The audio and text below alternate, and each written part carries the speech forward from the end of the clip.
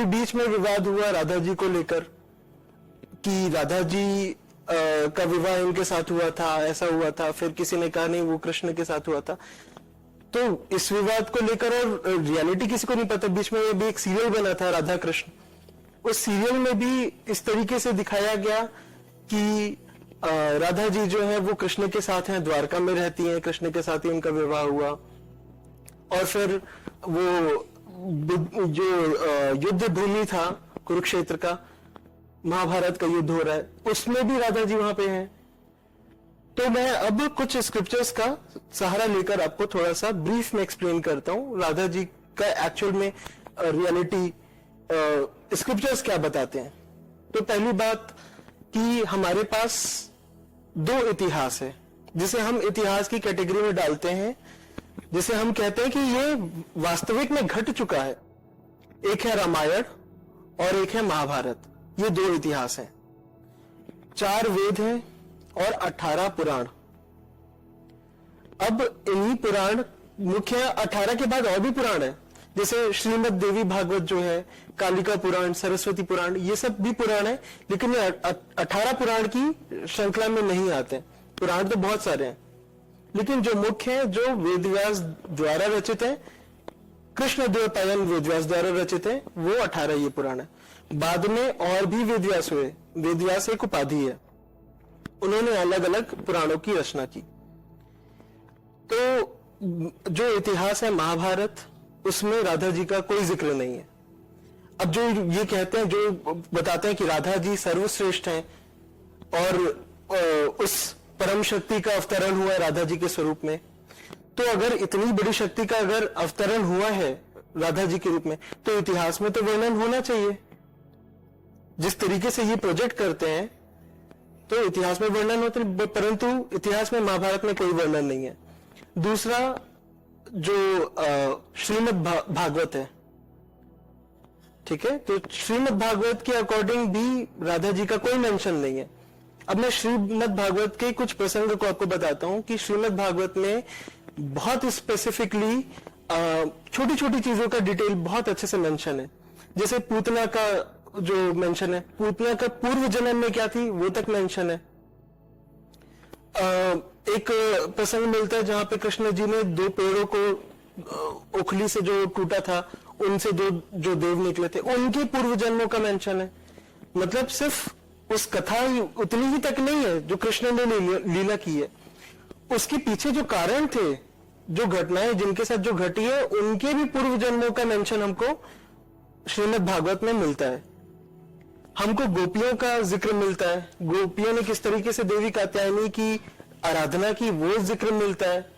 रास लीला रचाई गई आपका शरद पूर्णिमा में, उसका वर्णन मिलता है। और इन सभी प्रसंग में कभी भी राधा जी का वर्णन नहीं मिलता है। जितनी शादियां हुई हैं कृष्ण जी की, जो 8 शादियां मुख्य होती, जो अष्टभार्या के नाम से जानी जाती है, उन 8 के पूरे कहानियां विवरण है कि किस प्रकार से शादी हुई है। और एक बार नहीं, 2-2 बार उसका वर्णन आता है। एक बार जब वो पूरी शादियां हुई तब 16,000 रानियों के साथ जो शादी हुई उसका भी वर्णन आता है। और एक बहुत सुंदर प्रसंग आता है जब महाभारत के अंदर कि एक बार ना सूर्य ग्रहण लगा होता है, तो सभी कोई वहां पर जाते हैं कुरुक्षेत्र में तीर्थ स्थान पे स्नान ध्यान के लिए। और वहां पे गोपियां भी आई हुई होती हैं, कृष्ण भी आए हुए होते हैं, और कृष्ण की 16,000 पत्नियां भी आई होती हैं, अष्टभार्या भी आई हुई होती हैं, 5 पांडव, द्रौपदी, कुंती, ये सब आते हैं वहां पर। यहाँ पे सबका मिलन होता है एक बार। तो कृष्ण वहां पे गोपियों को चतुर्भुज रूप में दर्शन भी देते हैं।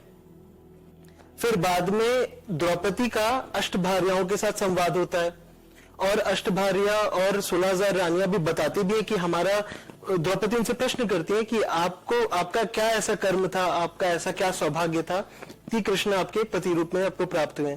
तो सब अपनी अपनी कथा सुनाते हैं कि मेरी शादी इस प्रकार से हुई। सत्यभामा अपनी बताती है, सत्य अपनी बताती है, जामवंती अपनी कथा को सुनाती हैं। और जो 16,000 रानियों थी उनमें से प्रमुख एक रोहिणी नाम की एक जो उनकी पत्नी थी, जो पटरानी थी, वो आकर 16,000 रानियों की तरफ से अपनी कथा को वो सुनाती हैं। तो यहाँ पर भी इन सभी प्रसंग को अगर आप देखोगे तो कहीं पर भी आपको राधा जी का कोई जिक्र नहीं मिलेगा।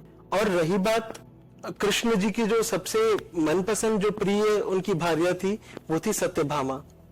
इसलिए सत्यभामा को अहंकार हो जाता है आगे चलकर कि वो सबसे श्रेष्ठ और सबसे प्रिय है कृष्ण की।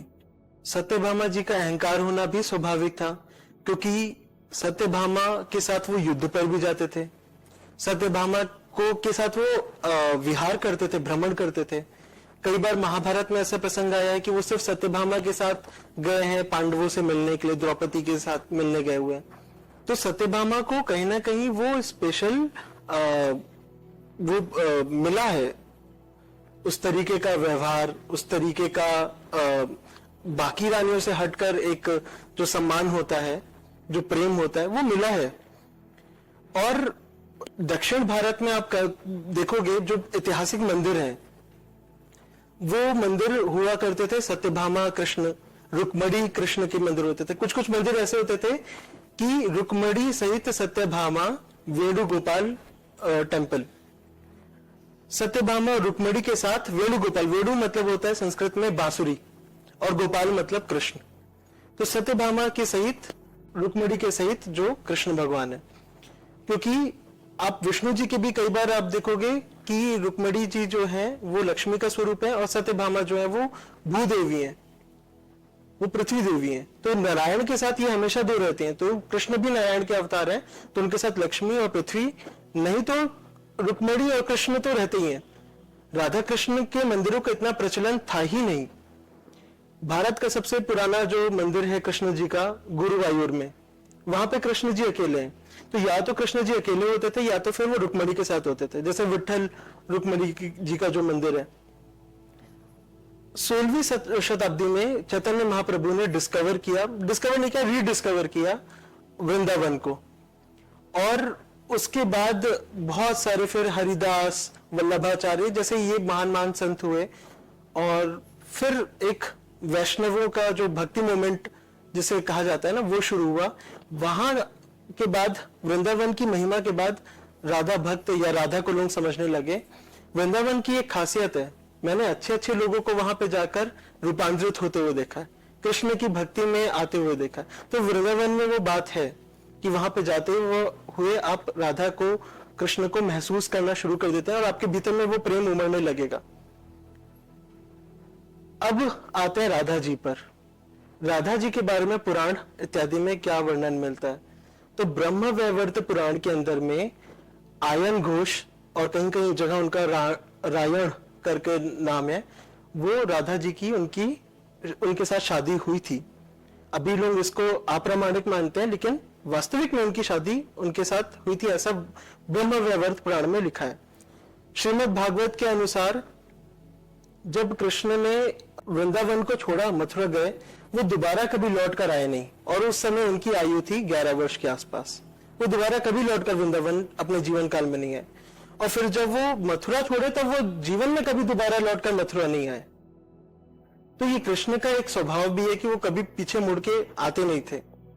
ये एक तरीके से जीवन प्रसंग में हमको दिखाई देता है। दूसरा कि राधा जी के साथ उनका वहां पे कोई जिक्र नहीं मिल रहा है। अनेक पुराणों में, शिव पुराण इत्यादि और जो पुराण है, उसमें राधा के साथ कृष्ण जी का नाम बिल्कुल मिलता है। तो इसको समझने की आवश्यकता है कि जो कृष्ण और राधा का संबंध था वो प्रेम का था। जैसे मीरा कृष्ण में विलीन हो गई सा शरीर, वैसे राधा भी कृष्ण में विलीन हो गई। तो मेरे दृष्टि में राधा और कृष्ण अलग अलग नहीं है, अपितु एक ही है। भिन्न करना मूर्खता है, और ये अन्यथा कह देना कि कृष्ण जी की उनके साथ शादी हुई थी, ये भी गलत है। ये हमारा समाज जो है ये इस चीज को एक्सेप्ट नहीं कर पा रहा है कि उनकी पत्नी नहीं थी। तो अब उनकी पत्नी बनाने के लिए अनावश्यक ये जोड़ देना कहानी में कि ब्रह्मा आके शादी कराए थे। तो ब्रह्मा आके क्या 11 साल के उस कृष्ण, बालक कृष्ण की शादी कराए थे? बिल्कुल भी नहीं। तो हमको समझने की आवश्यकता है कि जो राधा का यहाँ पे महिमा है, जो प्रेम है, उस प्रेम को दर्शाते हुए, प्रेम में वो इतनी विलीन हो गई और वो पूजनीय है। बिल्कुल पूजनीय। कृष्ण में और राधा में कोई भेद नहीं है। जैसे कृष्ण ने अनेकों शादियां की, तो राधा की भी अगर शादी कहीं और होती है तो उसमें कोई बड़ी बात नहीं है, कोई भिन्नता नहीं है, क्योंकि वो स्वयं कृष्ण है, अलग नहीं है। शादी करने के लिए आपको दूसरा व्यक्ति चाहिए, लेकिन कृष्ण और राधा एक ही है। जैसे इस प्रसंग को मैं थोड़ा सा और अच्छे से समझाना चाहूंगा एक आध दो एग्जाम्पल लेकर। जैसे नीम करोली बाबा को लोग कहते हैं कि वो अवतार है हनुमान जी का, लेकिन अगर वो अवतार हैं तो वो इस जन्म में उन्होंने अवतार लिया और फिर उसके बाद वो शादी किए, बच्चे किए, नहीं, वो उनके अवतार नहीं है। लेकिन क्या वो हनुमान नहीं है? बिल्कुल है। जब वो ज्ञान की, अपनी चेतना की उस परम अवस्था में पहुंचे, पीक पर पहुंचे, तो उनकी आत्मा हनुमान में ही विलीन हो गई। इस कारण से वो हनुमान एक ही है, अलग नहीं है। ठीक वैसे ही राधा भी, मीरा भी, ये सब कृष्ण में ही विलीन हो गई। तो ये कृष्ण से अलग नहीं है, एक ही है। राधा जी जो है, उनका अनेकों और जगह पे जैसा वर्णन मिलता है कि उनका जो प्रेम है वो इतना श्रेष्ठतम था कि